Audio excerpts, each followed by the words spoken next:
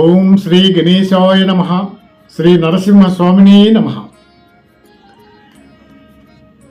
నరసింహ శతకంలో 37వ పద్యానికి స్వాగతం. ఈ పద్యంలో ఈ దేహాన్ని ఎంత కాపాడినా కానీ అనేక రోగములు వచ్చినప్పుడు ఔషధాలు వాడినా కానీ కోటి వైద్యులు గుంపుగూడి వచ్చినా కానీ ఈ మరణమయ్యడి ఈ వ్యాధిని మాన్పలేరు అని ఈ నగ్న సత్యాన్ని స్వామితో చెప్పుకుంటున్నాడు ఆ శేషప్ప కవి. 37వ పద్యం. కాయమెంత భయాన కాపాడినను గాని ధాత్రిలో నది చూడ దక్కపోదు. ఏ వేళనే రోగమెమరించునో సత్వముందగజేయనే చందముననో. ఔషధంబులు మంచివనుభవించిన గాని కర్మ క్షీణం బైనగాక విడదో. కోటి వైద్యులు గుంపుగూడి వచ్చిన గాని కోటి వైద్యులు గుంపుగూడి వచ్చిన గాని మరణమయ్యడి వ్యాధి మాన్పలేరు. జీవుని ప్రయాణ కాలంబు స్వామి జీవుని ప్రయాణ కాలంబు సిద్ధమైన నిల్లుచునా. దేహమిందొక్క నిమిషమైనా భూషణ వికాస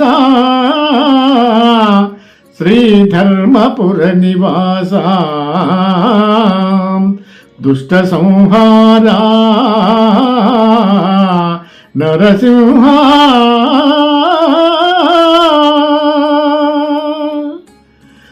దురిత దూరా.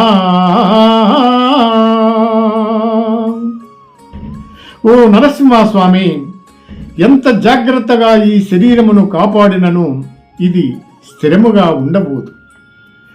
ఏనాడు ఏ రోగమొచ్చి మోసగించునో, ఎన్ని మందులు సేవించిన కర్మ తీరు వరకు ఈ తనువును విడిచిపెట్టదు.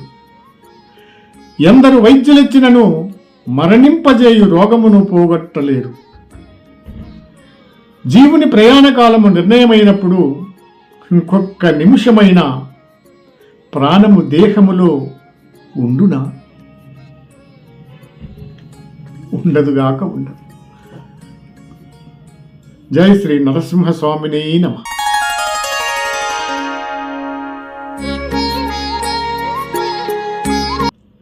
కాయమెంత భయాన కాపాడినను గాని ధాత్రిలో నది చూడ దక్కపోదు.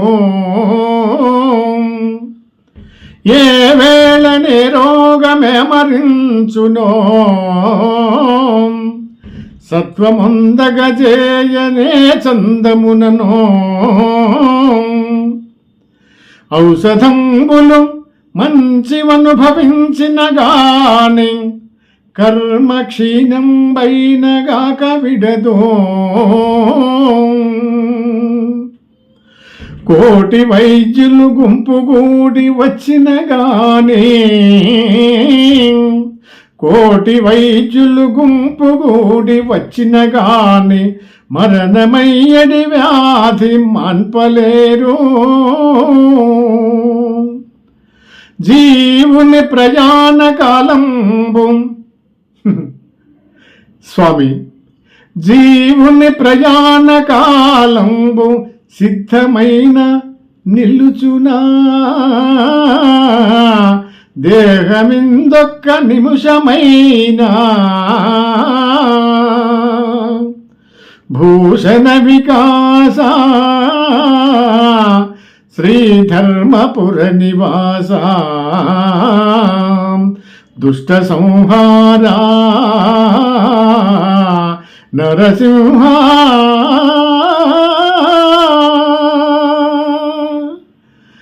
దురిత దూరా. ఓ నరసింహస్వామి, ఎంత జాగ్రత్తగా ఈ శరీరమును కాపాడినను ఇది స్థిరముగా ఉండబోదు. ఏనాడు ఏ రోగమొచ్చి మోసగించునో, ఎన్ని మందులు సేవించిన కర్మ తీరు వరకు ఈ తనువును విడిచిపెట్టదు. ఎందరు వైద్యులెచ్చినను మరణింపజేయు రోగమును పోగొట్టలేరు. జీవుని ప్రయాణకాలము నిర్ణయమైనప్పుడు ఇంకొక్క నిమిషమైన ప్రాణము దేహములో ఉండునా?